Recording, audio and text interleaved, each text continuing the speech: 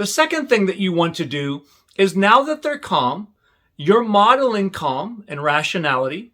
Now you want to help them identify the feeling that they're having.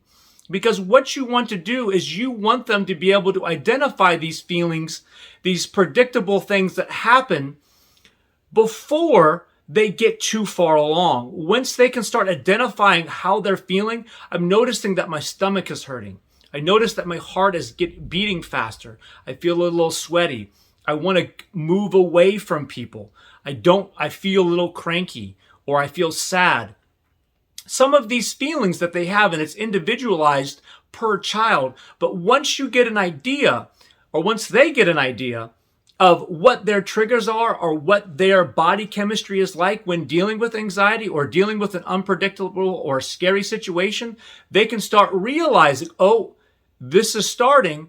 And then you can start using some of these strategies before it gets too far into the bad situation. Now, once the child has been able to identify their own triggers and how they feel when anxiety starts to raise its ugly head, then you want to let them understand that the idea is not to get rid of it, not to get rid of the anxiety. It is to help calm it down. I think that's an unrealistic goal to have, is to completely get rid of anxiety altogether, because that doesn't happen to anybody. There's always a level of anxiety in certain situations. So what the idea is to identify when it's starting, and then how can we control the anxiety before it gets too far out of hand. I think one of the biggest misconceptions in this step is trying to eliminate the stressor. When you try to eliminate the stressor, you are unfortunately enabling the anxiety, because in real life, you can't always get rid of the stressor or the problem or the unpredictability in a child's life.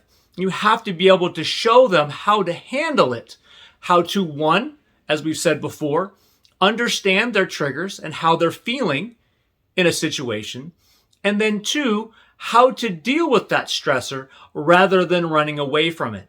It's very easy for a parent to want to take their child out of the situation because they themselves feel anxious for their child. It's easy for them to pick them up out of the situation and be done with it.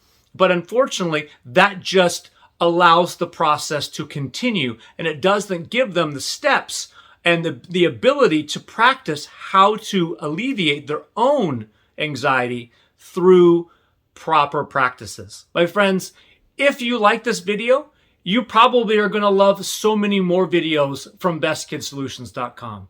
I want you to go right over here and click on these other videos that's going to help teachers and parents.